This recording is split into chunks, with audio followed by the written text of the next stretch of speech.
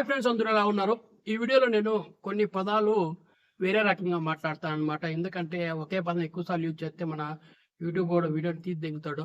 కాబట్టి మనం కొన్ని పదాలు కొన్ని రకాలుగా మాట్లాడదాం. మీరు అర్థం చేసుకుంటారు అనుకుంటున్నాను. ఎందుకంటే నా సబ్స్క్రైబర్స్ చాలా తెలివైన పర్సన్స్ కాబట్టి అర్థం చేసుకుంటాను అనుకుంటున్నా. ఎందుకంటే గొర్రెలు కాదు మన దగ్గర ఉండేవాళ్ళు. మన దగ్గర ఉండేవాళ్ళు సనాతన ధర్మాన్ని పాటించే వాళ్ళని నేను అనుకుంటున్నా. సో 2009లో రాజశేఖర రెడ్డి చనిపోయినప్పుడు చాలామంది చాలా కూతురు కూర్చున్నారు అనమాట. రీసెంట్గా ఒక ఇంటర్వ్యూలో నేను చూశాను. మురళీమోహన్ అంటున్నాడు, మన రాజశేఖర రెడ్డి తిరుమల ఉండేది 7 కొండలు కాదు 2 కొండలే అన్నాడు. దాని తర్వాత మన చంద్రబాబు నాయుడు, రాజశేఖర రెడ్డి నువ్వు ఎవరితో అయినా పెట్టుకో, వెంకటేశ్వర స్వామితో పెట్టుకోవద్దు అని చెప్పి అన్నాడు.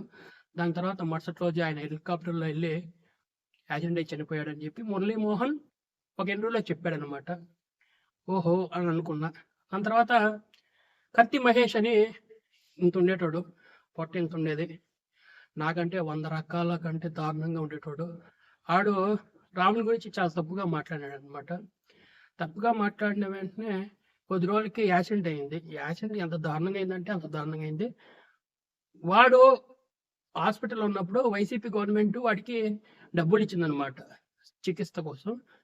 వాడికి డబ్బులు ఎందుకు ఇచ్చిందా అని తెలిస్తే వాడు ముసుగు వైసీపీ పర్సన్ అని తర్వాత తెలిసింది. ఆయన కూడా అలాగే అన్నారు. రీసెంట్గా ఒకడు బైక్ మీద వెళ్తూ యాక్సిడెంట్ అయి చనిపోయాడు అని విన్నా అనమాట. పాస్టర్ అంట, ఆడెవడో నాకు తెలిసినంతవరకు వాడి ముఖం నేను చూడలే. సో చాలామంది చనిపోయిన దాని కింద కుక్క సాగు ఇచ్చాడు, కుక్క సాగు ఇంద్రా అని నేను అనుకున్నా. తర్వాత మనోడి వీడియోస్ అన్ని బయటకు వచ్చాయి. ఒర్రా నిజమే, ఇది సస్తారు, కుక్క సాగు సస్తారు, కుక్క సాగు ఖచ్చితంగా సస్తారు అని నాకు ఒక క్లారిఫికేషన్ వచ్చేసింది.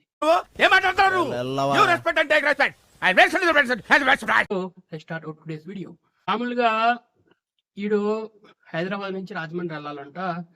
దారిలో ఒక టోల్ గేట్ దగ్గర లైట్ పనిచేయడం లేదు, ఇండికేటర్ మాత్రమే పనిచేస్తుంది. యాజ్ పర్ ఇండియన్ కాన్స్టిట్యూషన్ మనకి హెడ్ లైట్ పని చేయకుండా డ్రైవ్ చేయకూడదు, అది ఇల్లీగల్. ముందు మనోడి మీద కేసు ఫైల్ చేయాలి. పోలీసులు ఏం చేస్తున్నా తెలియట్లే.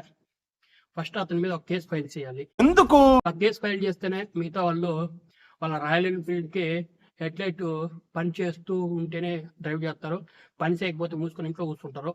ఇట్లా ఇట్లా రోడ్డు మీదకి హెడ్ లైట్ లేకుండా, లైట్ లేకుండా, అసలు లైటింగే లేకుండా డ్రైవ్ చేయడం అనేది ఒక ఇల్లీగల్ పని అయినప్పుడు ఎదురోటి కనపడుతుందో కనపడదో. ఇప్పుడు హైవే మీద వెళ్తున్నారు, ఎదురుగా ఏమొస్తుందో తెలియదు, ఎవడోడు గుద్దేసిపోయి ఉంటాడు. ఎందుకంటే లైట్ పని చేయనప్పుడు ముందర ఏమవుతుందని ఎవడు గెలుస్తుంది. ఈ కేసు కానీ ఏదైనా పోలీస్ స్టేషన్ తీసుకుపోయినా కేసు ఏం చేయలేరు. ఆ కారోడు ఏమంటాడు, నాకు లైట్ కనపట్లేదు సార్, ఆడ వచ్చింది లేదా తెలియదంటే ఓకే, ఆ యొక్క రాయల్ ఎన్ఫీల్డ్ ఓనరే తప్పని చెప్పి నిర్ధారణకు వచ్చేస్తుంది. ఎందుకంటే న్యాయ వ్యవస్థ అనేది మతాలు చూడదు కదా. న్యాయ వ్యవస్థ మీద నాకు చాలా మంచి నమ్మకం ఉంది. ఈ కేసు కొట్టివేయబడుతుంది, అది ఒక మ్యాటర్. నెక్స్ట్ ఇంకోటి ఏంటంటే, నాకు క్రిస్టియానిటీ గురించి తెలీదు, క్రిస్మస్ అంటే ఏదో తెలీదు, వాళ్ళ దేవుడు ఎవరో తెలీదు, నాకు ఇవన్నీ తెలీదు. వాళ్ళ గురించి నేను మాట్లాడినప్పుడు నాకు మాట్లాడాల్సిన అవసరం లేదు. కొందరు పాస్టర్లు హిందువుల మీద, హిందూ దేవుళ్ళ మీద, సనాతన ధర్మం మీద కామెంట్స్ చేస్తూ ఉంటారు. నాకు ఆ పాస్టర్ అంటేనే అసహ్యం. ఆడు చెప్పిన మాటలు అబద్ధం ఉన్నప్పుడు వాడిని మెట్టుతో కొడదాం అనిపిస్తుంది. ఎందుకంటే ఇది భారత రాజ్యాంగం ప్రకారం మనం మెట్టుతో కొట్టలేం కాబట్టి మన యొక్క భావ వ్యక్తీకరణ స్వేచ్ఛని ఇలా వీడియోస్ ముందు నేను వినియోగించుకుంటున్నాను అనమాట. మన హిందూ ధర్మానికి సపోర్ట్ చేసేవాళ్ళు ఈ వీడియోని షేర్ చేయండి. నేను చాలా వీడియోస్లో చెప్పను, కొన్ని వీడియోస్లో పర్ఫెక్ట్గా చెప్తాను. ఎందుకంటే ఆ వీడియో ముందుకు పోదు, అది నాకు తెలుసు కాబట్టి నేను షేర్ చెయ్యనరా అని చెప్తా. షేర్ చెయ్యనరా అని చెప్పినా కూడా షేర్ చేయరనమాట. అది మన దుస్థితి. ఇప్పుడు ఒక క్రిస్టియన్కి 90% వాళ్ళు సపోర్ట్ చేస్తారు, ఒక ముస్లింకి 99% సపోర్ట్ చేస్తారు. అదే ఒక హిందువులు ఎంతమంది సపోర్ట్ చేస్తారంటే 20% మాత్రమే సపోర్ట్ చేస్తారు అనమాట. అది పరిస్థితి. ఎందుకంటే మోడీని ముస్లిమ్స్ ఎందుకు ద్వేషిస్తారని ఒక 20 నిమిషాలు వీడియో చేశా, మీరు ఎవరు దేకలే. అలాగే చాలా వీడియోస్ చేస్తూ వచ్చాను, ఈ వీడియో కూడా అలాగే అనమాట. ఇప్పుడు ఈ పాస్టర్ గాడు కొన్ని లుచ్చా మాటలు మాట్లాడాడు. దీన్ని సపోర్ట్ చేసే ప్రతి పాస్టర్ కూడా లుచ్చాగాడే. ఎందుకంటే వీడు ఏమన్నాడు ఒకసారి వినండి. వీళ్ళకు వాళ్ళ సొంత రామాయణం మహాభారతాలు కూడా ట్రాన్స్లేట్ చేసుకునే దిక్కు లేదు. అది చేసింది మనమే. నిజం చెప్తున్నాను, నేను అబద్ధం చెప్పట్లేదు. పాస్ట్ గారు ఏమని క్లైమ్ చేసుకున్నాడు అంటే ఫ్రెండ్స్, మన రామాయణాన్ని తెలుగులోకి అనువదించింది వాళ్ళని చెప్పి వాడు క్లైమ్ చేసుకున్నాడు ఫ్రెండ్స్. దాన్ని సపోర్ట్ చేస్తున్నాడు ప్రతి ఒక్కరు లుచ్చా ఫ్రెండ్స్. వాడిని ఏం చేయాలో నేను ఆల్రెడీ చెప్పాను ఫ్రెండ్స్. మన తెలుగులో రామాయణాన్ని అనువదించింది చాలా మంది ఉన్నారు ఫ్రెండ్స్. అందులో శ్రీ రంగనాథ రామాయణము, మొల్ల రామాయణము బాగా ఫేమస్ ఫ్రెండ్స్. రంగనాథ రామాయణాన్ని మన తెలుగులోకి అనువదించింది మన కోన బుద్ధారెడ్డి ఫ్రెండ్స్. మొల్ల రామాయణాన్ని తెలుగులోకి అనువదించింది మన మొల్ల ఫ్రెండ్స్. సో మనకు ఒక క్లారిటీ ఉండాలి ఫ్రెండ్స్.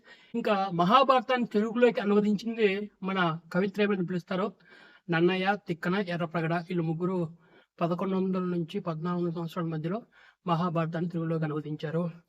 ఈ టైంలో బ్రిటిష్ వాళ్ళు, సోకాళ్ళు వీళ్ళందరూ ముష్టెత్తుకునేటోళ్ళు. మన భారతదేశం అప్పుడు ప్రపంచానికే రాజధానిగా ఉండేది. మనకి ఒక రేంజ్ సంపద ఉండేది. రాయలసీమలో ముత్యాలు, రత్నాలు రాసులుగా పోసి అమ్మేటోళ్ళు. అది మన ఘన చరిత్ర. ఒకళ్ళ మతాలు వచ్చి మనల్ని దోచుకుని వెళ్ళిపోయాయి. ఆ దోచుకొని వెళ్ళిపోయిన వాళ్ళకి మన సపోర్టర్స్ అన్నమాట. అది మన నీచపు బతుకులు. ఇప్పుడు కొన్ని గొర్రెలు వెళ్ళి ఒక గొర్రెగాడి దగ్గర లైసెన్స్ తీసుకుంటున్నప్పుడు ఆ గొర్రెగాడు ఏం చెప్తే ఆ గొర్రెలు అయ్యే నమ్ముతాయి ఫ్రెండ్స్. వాళ్ళు నిజ నిర్ధారణ అనేది చేసుకోరు ఫ్రెండ్స్. వాళ్ళకి అది అవసరం లేదు ఫ్రెండ్స్. అది నిజంగా ఉంటే వాళ్ళు ఇంకో గొర్రె సామాజిక వర్గానికి లేక వెళ్ళిపోరు friends. This is truth friends. ఇంకోటి చెప్తా, వీడు రాముడు సీతని ఇంత దారుణంగా అన్నాడు అని చెప్పి వీడే చెప్పాడు ఫ్రెండ్స్. దాని గురించి ఒకసారి చూద్దాం ఫ్రెండ్స్.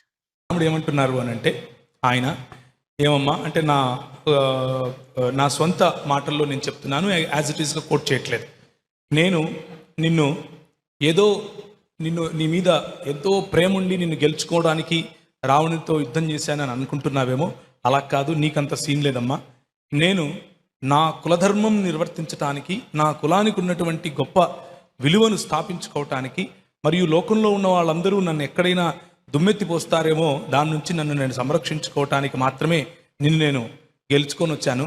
కాబట్టి నువ్వు కావాలంటే లక్ష్మణుడితో వెళ్ళిపో, లేకపోతే భరతుడితో వెళ్ళిపో, లేకపోతే దాన్ని ఏమంటారు సుగ్రీవుడితో వెళ్ళిపో. అంటే సుగ్రీవుడు ఒక జంతువు కదా, ఒక వానరుడు, మనిషి కాదు, వాడితో వెళ్ళిపో. ఇంకా అది కూడా కాదంటే విభీషణుడు రాక్షసుడితో వెళ్ళిపో, అని నేను మాత్రం నిన్ను ఉంచుకోలేను అంటాడు. అది స్త్రీ పట్ల ఉన్నటువంటి దేవుడికి మర్యాద పురుషోత్తరం శ్రీ రామ్జీ లల్లా విరాజ్మాన్ ఉన్నటువంటి మనసు స్త్రీల పట్ల. వాల్మీకి రామాయణం చదివాను ఫ్రెండ్స్. వీడు చెప్పింది మొత్తం అబద్ధం ఫ్రెండ్స్. అది ఎక్కడా లేదు ఫ్రెండ్స్.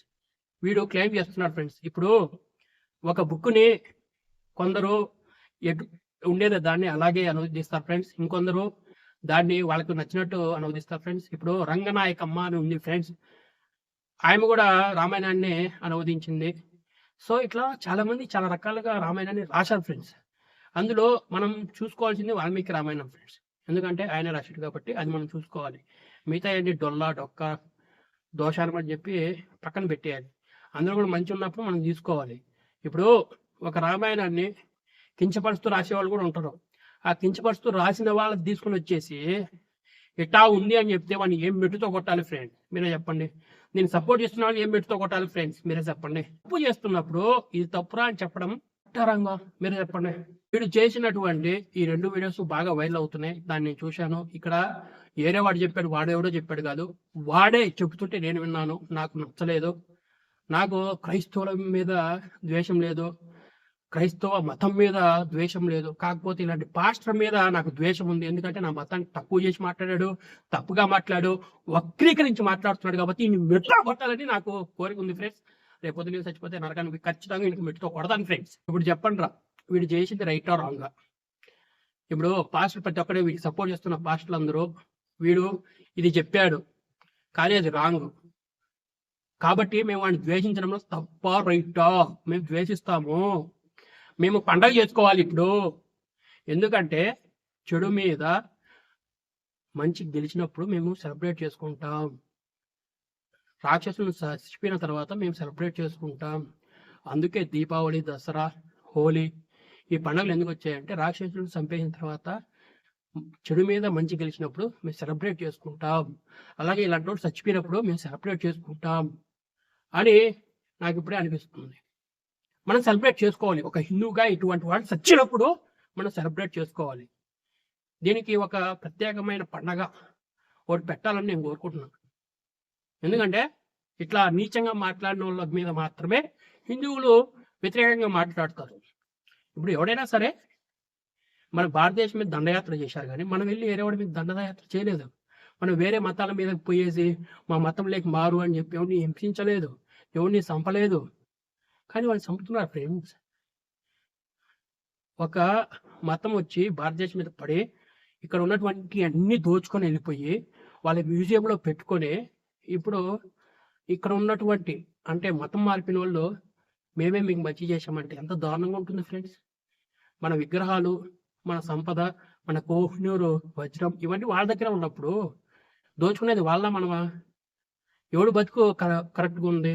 ఇంటికి కూర్చుంటే కడుక్కోలేని వీళ్ళు కూడా మనకు చెప్తున్నారు ఫ్రెండ్స్. ఇది తప్పు ఫ్రెండ్స్. ఇంకా చాలా మంది పాస్టర్స్ ఉన్నారు, వాళ్ళు మన మతం గురించి చాలా తప్పుడుగా మాట్లాడుతున్నారు. వాళ్ళ గురించి కూడా వీడియో చేస్తాం. ఒకడు ఇప్పుడు రీసెంట్ గా చాలా మంది ఏమైపోయారంటే పిలిపిత్రి యూట్యూబ్ ఛానల్లోకి వచ్చేసి విచ్చలవిడిగా ఇంటర్వ్యూలు చేసేసి వాళ్ళే పెద్ద తోపులు అనుకుంటున్నారు. ఇప్పుడు మన హిందూ సమాజానికి నేను చెప్పేది ఏంటంటే, ఇప్పుడు ఒక హిందువు గుడికి వెళ్ళాలనుకుంటే ఆ దేవుడు గురించి ఆ వారం అట్లా వెళ్ళిపోతారు అనమాట. మన హిందువుల్లో 10% బాయ్స్ మాత్రమే గుడికి వెళ్తారు, ఒక 50% అమ్మాయిలు మాత్రం గుడికి వెళ్తారు. అంటే మన ఆంటీసు, మన అమ్మలు వీళ్ళందరూ వెళ్తారు అనమాట. సో మిగతా ఎవరు పోరు. మళ్ళా మన ముస్లిమ్స్ కమ్యూనిటీకి వస్తే వాళ్ళ దగ్గరలో ఏ మసీదు ఉందో దానికి వెళ్ళిపోతారు. కానీ ఈ క్రిస్టియానిటీకి వస్తే చర్చి, ఆ చర్చిలో పాస్టర్ ఎవరు, ఆ పాస్టర్ బాగా ఫేమస్ అని చూసి వెళ్తారు అనమాట. సో వాళ్ళు ఇంటర్వ్యూస్కి వచ్చి వాళ్ళ యొక్క రెప్యుటేషన్ పెంచుకొని వాళ్ళ చర్చిలకు వచ్చి ఎక్కువ జనాలు వస్తే ఎక్కువ 10% వస్తుంది కాబట్టి వాళ్ళు ఇలాగ వాళ్ళ పేరు తెచ్చుకొని పక్క మాత్రం తిడుతూ వాళ్ళని గ్రాప్ చేసుకుంటున్నారు అనమాట. ఇప్పుడు ఇది ఎంత నీచంగా ఉంటుందంటే, ఇప్పుడు వేరే వాళ్ళ మతంలోకి మారలేకపోతే వాళ్ళ 10% లేకపోతే ఇటు బతకడం. కాబట్టి వీడు ఎంత రెచ్చిపోవాలో అంత రెచ్చిపోతాడు అనమాట. అట్లాగే ఇటు రెచ్చిపోయాడు ఈ యొక్క పాస్టర్ అనేటోడు. చచ్చిపోయిన తర్వాత చాలా మంది వచ్చేసి ఆయన సపోర్ట్గా మాట్లాడుతున్నారు. ఈ 2 విషయాల్లో, ఈ 2 వీడియోస్లో వీడు ఉన్నాడు కదా, వీడు చచ్చిపోయినాడు, వాడు ఇంత దారుణంగా మాట్లాడినప్పుడు ప్రతి పాస్టర్ వీడిగా సపోర్ట్ చేస్తున్నారు. ఎందుకు? ఒక మతాన్ని ఇంత కించపరిచి మాట్లాడిన తర్వాత కూడా మీరు వాడికి ఎందుకు సపోర్ట్ చేస్తున్నారు అంటే, వీళ్ళ దగ్గరికి వీడు ఇంత బాగా వీడిని సపోర్ట్ చేశాడు కాబట్టి మన చర్చికి కూడా జనాలు వస్తారని చెప్పి వాళ్ళు అలా సపోర్ట్ చేసుకుంటున్నారు. ఇప్పుడు వీడు చెప్పాడు కదా, వీడిని ఒక ముస్లిం మాత్రం చంపేస్తాను అన్నాడు. కాకపోతే అక్కడ మాట్లాడుకునేది డోర్ గట్టిగా వాగేసి ఒకడు వచ్చేసి ఇంకో ముస్లింతో మాట్లాడుతున్నాడు, మనం క్రైస్తవులు ముస్లిమ్స్కి ఈ హిందువులే డేంజర్ అని. మేము డేంజర్ అయితే మీరు అసలు బతికేటోళ్ళరా? చాలా చిన్న క్వశ్చన్ రా. మేము డేంజర్ అయితే మీరు అసలు మనుషుల్లా బతికేటోళ్ళ? ఇంత దారుణంగా మాట్లాడుతున్నా కూడా మేము సైలెంట్గా అనుకున్నామంటే మేము నమ్మేది ఒకటే, కర్మ. వీడి కర్మతో పోయాడు. ఇంకొందరు వస్తారు, వాళ్ళు కూడా కర్మతోనే పోతారు. మేమేం చెయ్యం రా, కర్మ అనేది చూసుకుంటుంది. రీసెంట్గా ఇట్లా ఇంటర్వ్యూలు బాగా ఎక్కువైపోతున్నాయి. ఒకడు వచ్చేసి మేము అని చెప్పి గట్టిగా వాగేస్తున్నాడు. వాడు వచ్చి ఇట్లా కూర్చొని ఇంటర్వ్యూలో నా మతం మార్చడం చూద్దామన్నాడు. నేను వాడికి ఒకటే చెప్తున్నా, ఒక మగాడు ఆపరేషన్ చేయించుకున్నప్పుడు వాడి కర్ర కర్ర కర్ర కోసేసి పక్కకి తీసి పడేసిన తర్వాత వాడు ఇంకో అమ్మాయి గాను మారుతాడు. అప్పుడు వాడు ఇట్లా కూర్చొని ఆ అమ్మాయి నా మతం మార్చడం చూద్దాం అంటే, నా యొక్క లింగాన్ని మార్చడం చూద్దాం, అది మళ్ళీ అతికించడం చూద్దాం అంటే అది జరగదు. అట్లే మాకు ఇట్లా మతం మార్పినట్టు అవసరం లేదు. మీ బతుకు మీరు బతకండి, మా మీద విమర్శలు చేయొద్దు. అదే మేము చెప్పేది. ఇప్పుడు నువ్వు తిడితేనే మేము రిటర్న్ చేస్తాం రా. మీరు మా మీద చెయ్యి పెడితేనే మేము రిటర్న్లో చెయ్యి కాదు, ఆ చెయ్యి తీసేస్తాం. అటుంటుంది. మేము ప్రశాంతంగా ఉన్నాం, మా బతుకు మేము బతుకుతున్నాం. మీరు వచ్చి ఈ మతంలో ఇది ఉంది, ఇది ఉంది, ఇది ఉంది, ఇది ఉంది కాబట్టి మా మతంలోకి రండి అనేది కొద్దితనం అవుతుంది. మీ గొప్పతనాన్ని మీరు చెప్పుకొని మీరు ఫేమస్ అవ్వాలి, అంతేగాని పక్కన విమర్శించి ఫేమస్ అవ్వడం అనేది ఎర్రిపుక్తనం అయింది. కాబట్టి వీడు ఇలా మాట్లాడాడు, వీడు తప్పు చేశాడు కాబట్టి కుక్క సాగు వచ్చాడు అని జనాలు అనుకుంటున్నారని నేను అనుకుని ఈ వీడియో చేయడం జరిగింది. నెక్స్ట్ వీడియో విఆర్ రాజమేంద్ర ఉండబోతుంది. So please subscribe channel. Thanks for watching.